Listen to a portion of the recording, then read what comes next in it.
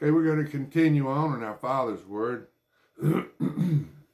This is Matthew 24, verse 15.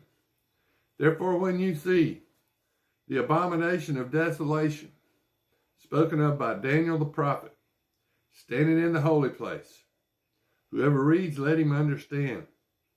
Then let those who are in Judea flee to the mountains. Let him who is on the housetop not go down to take anything out of his house. And let him who is in the field not go back to get his clothes. But woe to those who are pregnant and those who are nursing babies in those days. And pray that your flight may not be in winter or on the Sabbath. For then there will be great tribulation, such as not been seen since the beginning of the world, until this time, nor shall be. And unless those days were shortened, no flesh would be saved. From a 7-year tribulation to times plus a half time, that's 3.5 years, 42 full moons.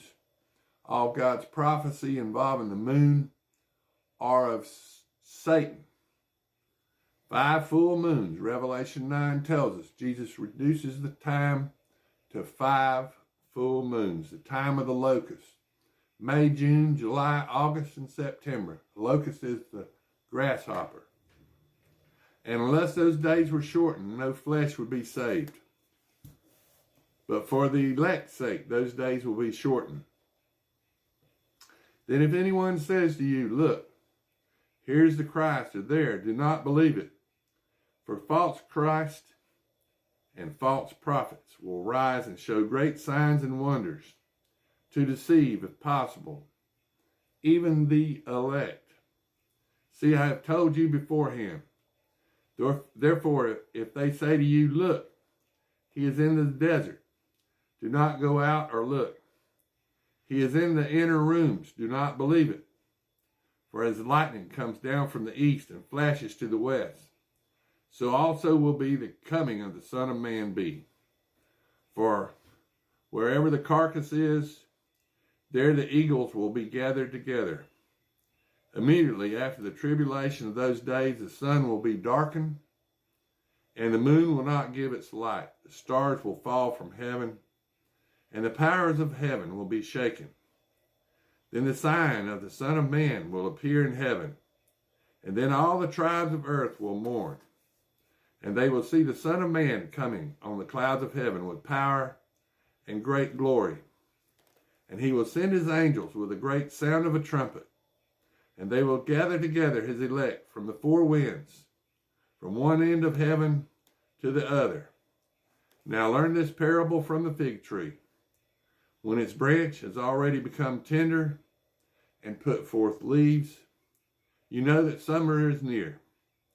So you also, when you see all these things, know that it is near, at the doors. Assuredly, I say to you, this generation will by no means pass away till all these things take place. Heaven and earth will pass away, but my words will by no means pass away. But of that day and hour no one knows, not even the angels of heaven, but my Father only. Only God knows the time. But as the days of Noah were, so also will the comings of the Son of Man be. For as in the days before the flood, they were eating and drinking, marrying and giving in marriage, until the day that Noah entered the ark, and did not know until the flood came and took them all away. So also will the coming of the Son of Man be.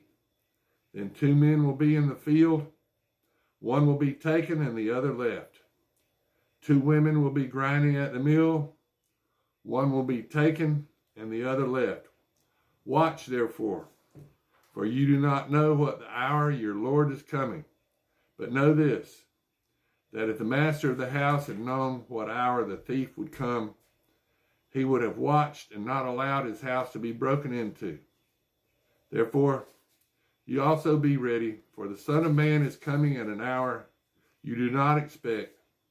Who then is a faithful and wise servant, whom his master made ruler over his household, to give them food in due season. Blessed is that servant whom his master, when he comes, will find so doing. Surely I say to you that he will make him ruler over all his goods. But if that evil servant says in his heart, my master is delaying his coming, and begins to beat his fellow servants and to eat and drink with the drunkards, the master of that servant will come on a day when he is not looking for him, and at an hour that he is not aware of, and will cut him in two and appoint him his portion with the hypocrites. There shall be weeping and gnashing of teeth. Now, let's read Mark 13. Also tells us the same thing. The elect go before Satan in the synagogue of Satan after up to a 10-day tribulation, just like Jesus spent 40 days out in the desert being tempted by Satan. And how did Satan tempt Jesus? He offered him the world. Satan's going to snap his fingers and lightning will come down, and he's going to put on all kind of a big show, all kinds of parlor tricks.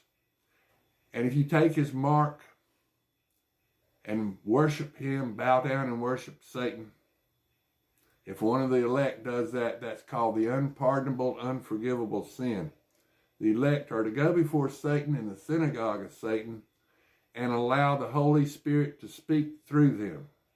Now this is Mark 13. It's going to tell us the same thing all over again. Matthew 24, Mark 13, and Luke 21 all tell us the same thing.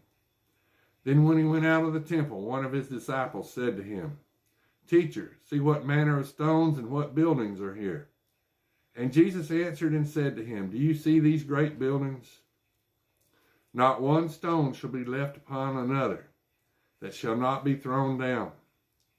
Now as he sat on the Mount of Olives opposite the temple, Peter, James, and John and Andrew asked him privately, Tell us, when will these things be, and what will be a sign when all these things be fulfilled? And Jesus answered them, began to say, Take heed that no one deceives you. For many will come in my name, saying, I am he, and will deceive many. But when you hear of wars and rumors of wars, do not be troubled. For such things must happen. But the end is not yet. For nation will rise against nation, and kingdom against kingdom. And there will be earthquakes in various places. And there will be famines and troubles. These are the beginnings of sorrows. But watch out for yourselves, for they will deliver you up to councils. And you will be beaten in the synagogues, browbeaten. See, Satan's pretending to be Jesus. You will be brought before your rulers and kings for my sake, for a testimony to them. And the gospel must first be preached to all the nations. And when they arrest you and deliver you up, do not worry beforehand or premeditate what you will speak. But whatever is given you in that hour, speak that. For it is not you who speak, but the Holy Spirit. Now brother will betray brother to death, and a father his child, and children will rise up against parents and cause them to be put to death. And you will be hated by all for my name's sake. But he who endures to the end shall be saved. So when you see the abomination of desolation spoken of by Daniel the prophet, standing where it ought not, let the reader understand. Then let those who are in Judea flee to the mountains. And let him who is on the housetop not go down into the house, nor enter to take anything out of his house. And let him who is in the field not go back to get his clothes. But woe to those who are pregnant and to those who are nursing babies in those days. And pray that your flight may not be in winter. For in those days there will be tribulation, such as not being seen since the beginning of the creation, which God created until this time, nor ever shall be. And unless the Lord had shortened those days, no flesh would be saved. But for the elect's sake, whom he chose,